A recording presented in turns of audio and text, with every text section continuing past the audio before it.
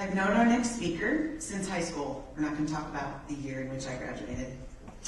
She came in from Nashville this evening to share in this event tonight. She's a contributing author to the anthology Dear John, I Love Jane, Women Write About Leaving Men for Women, and a 1996 graduate of Williamsport Area High School. Please welcome Crystal Hooper.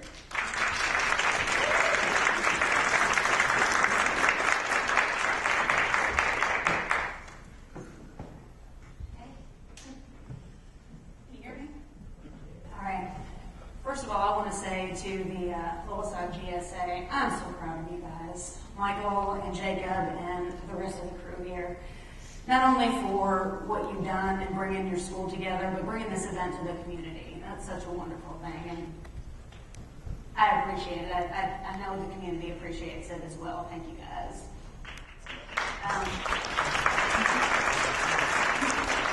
So I'm assuming these are the high school students here. How many community members do we have here? Just people from the community? Excellent. All right. Thank you for being here. Thank you. It's really important to show your support, and I know these kids really appreciate y'all being here. My story is different than Aaron's. I was just your average happy kid, happy teenager. I was not bullied in high school. I even had boyfriends when I was in high school. I went to prom and everything. I know, I had black hair heads, and I didn't know who I was going to be here tonight. But, I had a great childhood. I had great parents.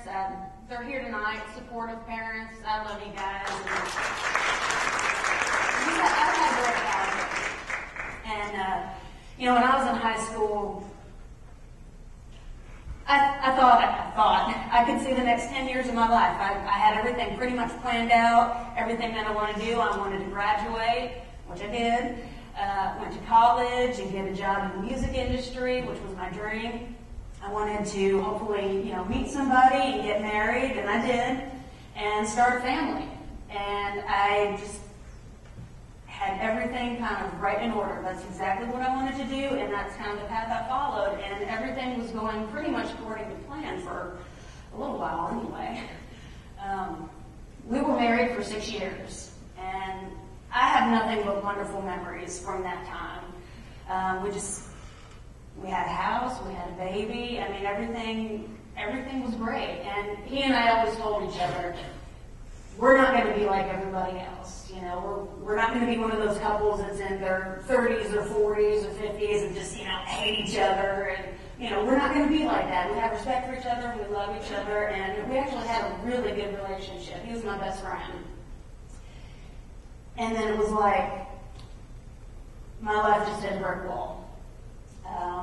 I was working with somebody, and I fell in love with her, and I can't explain it. It's just something that happened. And I was 27 years old at the time, and I was so confused. I was dealing with my identity for the first time at 27. I never had questions about who I was. Never. I always knew where I was going, and all of a sudden I felt like I didn't know myself anymore. And I went through this whole 2-year process, and where I just kind of internalized everything. I didn't tell anybody what was going on. And I'm a songwriter. Those are just some, writings that I had from that time period. That was my outlet, was songwriting. I didn't tell my family. I didn't tell my friends. I didn't even tell the girl that I fell in love with. I didn't want anybody to know, because I wanted to hang on to that. That was my control. Because I knew once it got out there, I would lose that control, and I didn't know what was going to happen. I had family, and I was dealing with all these issues. But the thing was, the root of all of it was this incredible feeling of love that I had for her, which was so confusing at the time. But I absolutely I loved everything about her, and I didn't know why. And I knew I didn't love my husband the same way that I loved this girl. And I knew that I deserved to have that feeling of love, and I knew that my husband also deserved to have that feeling of love as well. And I got to the point where I couldn't function on a daily basis. I was just thinking about it so much. And eventually, I had some gay friends that I could talk to, and to be able to actually verbalize that for the first time. I was 29, I believe, when I first started telling people, hey, I think I might be gay, which is kind of weird at 29, because you think, isn't that something you figure out when you're in high school? You pretty much know when you're in high school if you're gay or not, don't you? But apparently you don't, and that's something that kind of came out of the blue for me. But it happened. It was something that was very real, and I had to deal with it. And finally, when I could actually verbalize it and talk to my gay friends about it, I could finally tell my straight friends and my family, and which included my husband. And we went through, definitely a transition period. There was a huge transition period. I went through a divorce, which is never hard for anybody. But eventually, with my family support and my friends' support, I was able to get the clarity I needed, and I was able to make my life on the outside match how I felt on the inside. And when I was able to do that, I was able to meet my wife. That's my wife. Isn't she pretty? We've been together for 5 years now. And I've been married to a man, and I've been, in essence, other than the official paperwork, been married to a woman. And marriage is marriage is marriage. There's absolutely no difference in it. We both go to work every day. We come home. We have dinner together at night. We do homework with our daughter at night and tuck her into bed.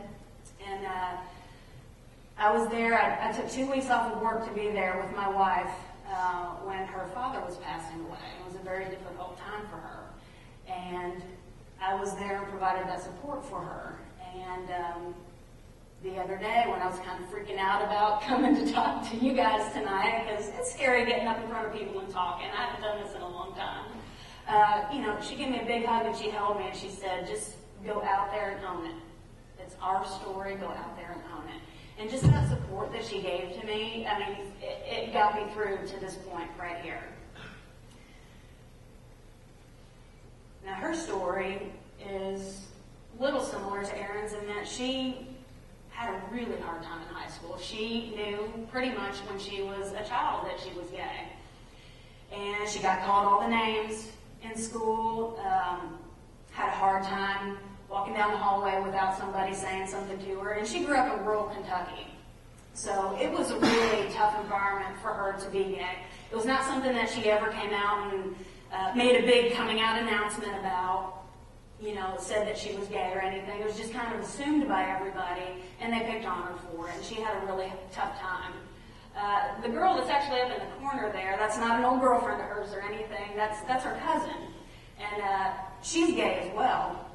And that really provided a lot of support to my wife. Somebody that she could talk to. Just having somebody to talk to was so critical for her. When she felt so alone, as she said, she felt like at some point she didn't have anybody to talk to, and she would get so down and depressed. But once she found out that her cousin was gay, she had somebody to talk to. And not only did it provide support for her mom, who was kind of having a tough time with it, at the beginning when she found out, she actually didn't tell her mom. Her mom found out kind of on her own. Her mom was able to talk to her cousin's mom, and they were able to talk about what it's like to have a gay daughter and what that means and what you do with that. Now, her outlet, when she was going through her tough time, she actually had to look outside of her inner circle. She didn't have tons of support at school. At home, it was something that they love her. Her family absolutely loves her. But back then, it was something that they just didn't talk about. It was, you just don't talk about it. So she had to look outside of her inner circle to get the support that she needed. And she found at her local college the diversity coalition meetings that she attended. She got to meet some other gay people from the local college and also some high school people that kind of came from different high schools to the college, get together, meet, talk about it, and it provided that support for her. And she also had a coach in in high school as well that she knew she was gay, just kind of found out word of mouth. You know how things travel in high school. Just kind of knew that her coach was gay. And she was a mentor for her. And she said that back then her coach said, don't tell anybody. Don't tell anybody that I'm gay, because it would have been a really big deal. She could have gotten fired for it, which I think is absolutely horrible, but that's just how it was. But with that support that she had, she was able to make her life match her identity, who she felt on the inside. And I think that's how we can contribute to the world, is just by being ourselves. Because what we have to offer, like Aaron said, the things about us that make us different, those are not our weaknesses. Those are our strengths. And when you make your life on the outside match who you feel on the inside, you can have a fulfilling life. And we do. We have an extremely fulfilling life because we have the support from my family. We have the support from my wife's family. And the thing that surprised me the most, and I absolutely could not have predicted this when I was in that 2-year state of dealing with everything, we have the support of my ex-husband and his family, which we're able to get together and do things together as one great big extended family. And it didn't have to be like that. They could have very well pushed us aside. I was afraid when I was going through the divorce and everything that, what if they take my daughter away from me? That was a valid concern of mine at that point. But they loved me, and they had unconditional love for me as a person and knew what was best for me and trusted me to know what was best for me. And we have a fantastic life together. You can see we go trick-or-treating together. We take our daughter, actually next month, my ex-husband and his girlfriend and my wife and I, we're taking our daughter on a spring break trip together. So that wouldn't happen without the support that we have. And we need to improve the messages out there about the LGBT community. When I talk about my wife, I say she's my wife. I don't say she's my roommate, which it took me a while to do that. There have been situations where we've been in where we've referenced each other as, oh, this is my roommate. And it's hard because when you say roommate, you have that connection. You know what roommate means, And I don't say she's my girlfriend either. I say she's my wife. Because when I say wife, you immediately know in your head what that means. And there's a lot of different messages out there about the LGBT community. A lot of positive messages and a lot of negative messages. And not only are the LGBT kids, students, I'm sorry, anybody under 30 is a kid to me. The LGBT students are hearing the positive messages and the negative messages, but also their peers are hearing these messages as well. The people that are, bullying the other kids, they're hearing these messages, and when they see it going on, especially on a national level, they think, well, it's okay. Right now we've got the Defense of Marriage Act, which basically says that I can't marry my wife, which is so weird for me because as somebody coming from the straight world, there were a lot of things I took advantage of, things that I just took for granted. I could get married, I could be out in public and my husband could put his arm around me, or, we could hold hands, walking down the street and nobody would say anything, just, it's expected. But if I do those things with my wife, especially since we live in the South, I'm very aware. I'm very aware when we're out in public, I can't hold her hand, and I can't marry the person I love, which is very strange to me. And these messages that we're sending is that, your relationships don't matter. If you're gay, your relationships don't matter.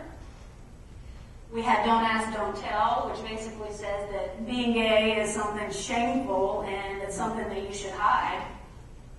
We've got the role of Focus on the Family and National Organization for Marriage, which I think is kind of odd that these, family organizations are out there actively pursuing equality legislation, basically saying that my family is not a real family. And I would beg to differ with anybody that says that. We've got reparative therapy out there that tells gay youth, you can change and you should change. I don't know what kind of legislation is going on here in Pennsylvania, but I know in Tennessee we have a very, it's not a good climate, let's just say, for the LGBT folks. Right now we've got the Don't Say Gay bill that's kind of on the docket, which is basically anything under 9th grade, you're not allowed to talk about gay. You're not allowed to talk about anything homosexuality at all, which is really tough, not only for people who are struggling. And if you're in middle school, you may be having these feelings and you wouldn't be able to talk about them with anybody. You couldn't go to your guidance counselor and talk about those feelings that you have. Your guidance counselor would be forbidden to talk to you about that. We also have the right to bully legislation in Tennessee, which basically says that, it's okay to bully somebody if you're doing it for the right reasons. If it's for a religious reason, it's okay to bully somebody. But for all the negative messages out there, there are tons of positive messages, and it is getting better. It really is. A night like this might not have happened 10 years ago. And just the fact that we have people not only from the high school here tonight, but from the community, really shows that things are getting better. We've got 7 states now that allow same-sex marriage. Actually, make that 8 today. Maryland signed it today. And that sends a message. That sends a message that we support your right to choose your own life partner. We've got the repeal of the Don't Ask, Don't Tell. You don't have to hide who you are. We've got the presence of all these different organizations, the It Gets Better Project, the No Hate Campaign, the Trevor Project, Listen, HRC, PFLAG, Land Illegal. There's so many organizations out there. If you're somebody who's struggling and you don't have a good support system within your inner circle, you don't have to go very far anymore, especially with the internet. You don't have to go very far to find support. It's out there. And just yesterday, Lady Gaga was at Harvard doing the Born This Way Foundation. They had the launch of the Born This Way Foundation, so that's just another avenue of support out there. I love this. I absolutely love this. JCPenney pulled their sponsorship from the Ellen Show back in the 90s, her big coming out episode, because they were afraid. But recently, out of all the people that they could have chosen, they chose Ellen to be their spokesperson. That shows just how far things have come. And really, it's a short amount of time that's happened.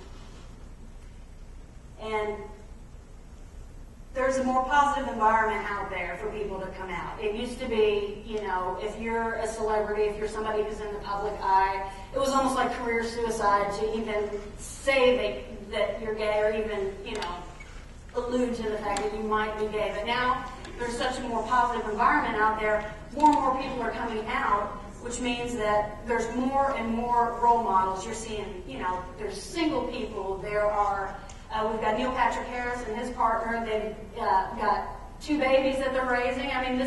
They are a family. And the more and more people we have in the public eye that are in these types of situations, the better it's going to be, the more comfortable people are going to be with it. And it just lets everybody know, lets the LGBT youth know that you're not alone. Now, this is just kind of for everybody out there. If you're somebody who's, lesbian, gay, bisexual, transsexual, if this is something that you're struggling with, seek an outlet and support. Like I said, if you don't have the support in your inner circle, you don't have to go very far to find that support. The support is out there. And if you're being bullied, please, please, please tell somebody. Don't keep it to yourself. Please tell somebody. And if you're somebody who is like me, part of the LGBT community, and you're stable, you're not struggling with your identity, and you have that support, live honestly. Like I said, she's my wife. She's not not my roommate, she's my wife. And just share your stories and offer that support any way that you can. Take any opportunity to offer that support. If you're a straight ally, don't underestimate the importance of support. You don't have to know the right thing to say all the time. You don't have to know all the right answers. Just being there and just being somebody that will listen. That is just very important.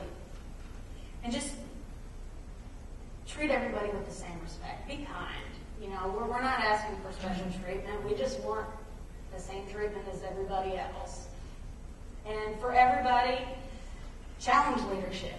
You know, if something's going on and there's discrimination and you see it, if it's coming from a higher authority, challenge that. You have a voice. Your voice can be heard.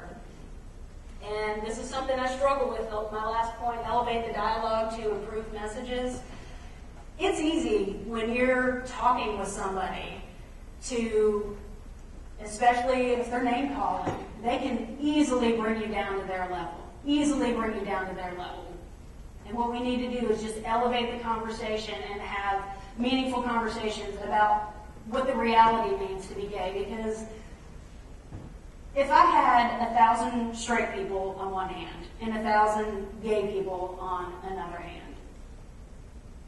if I said that these 1,000 people were straight, what could you tell me about those 1,000 people? You couldn't tell me a thing about those 1,000 people. They could be old, they could be young, rich, poor, they could be funny, they could be good with numbers, they could be anything. It's the same thing with 1,000 gay people. Just because somebody's gay doesn't mean you know anything about them. They could be young, old, single, they could be in a relationship, they could have a family. You don't know a thing about them. So we just need to improve these messages. And this is for anybody who's out there that's struggling. Don't let somebody else's opinion of you define who you are. You know better than anybody. You know better than your parents. You know better than anybody who you are. Don't let them define who you are. I was going to play a short video here in a minute if they can get it set up in the back there. I'm just a working mom. You know, I want to help, but I feel like there's not a lot of things I can do to help. I don't have a lot of money to donate. I don't have a lot of time to donate. You know, so what we need to do is just do what we can, find any opportunity we can to help. And one of the things that I did, I am a songwriter, and one of the things I did was I just posted a little video up on YouTube. And for me, it was just a little something I could do to give back, a little something I could do to help, since I don't have a lot of money or time to give. And I just wanted to share that with you tonight.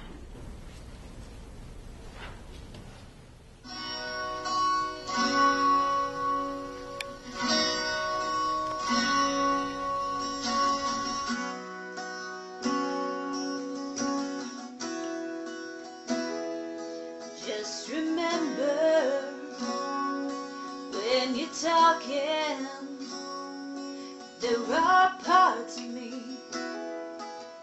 you cannot see.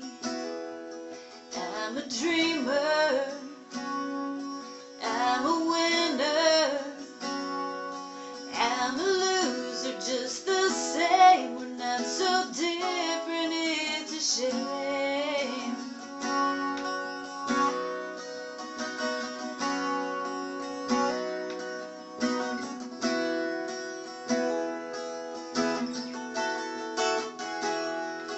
I can laugh,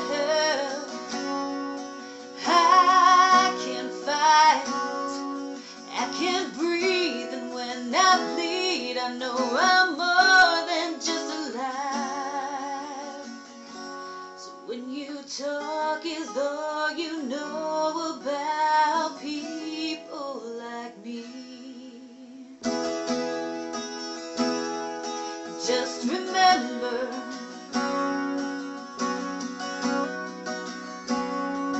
there are parts of me cannot see. Just remember, when you're walking, there are parts of me you cannot see. Behind the curtain, behind the door, we all want to live our lives, nothing less and nothing more. So when you walk as though you're walking over people like me, just remember,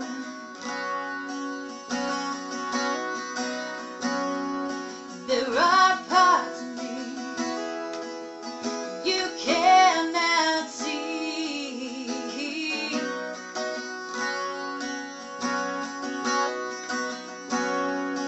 There are parts of me you cannot see. Can't you see that God is love and love is what's inside of me?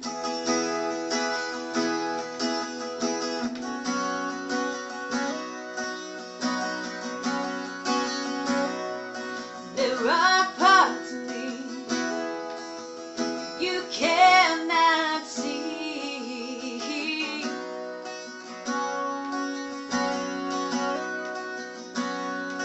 There are parts of me you cannot see.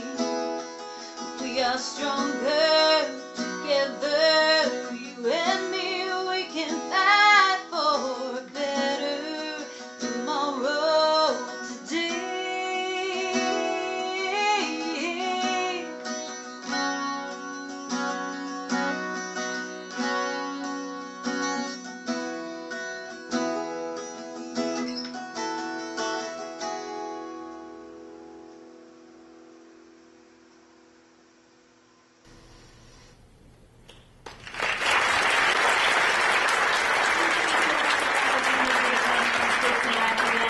Very proud of you guys. It's a great thing you did tonight. Thank you.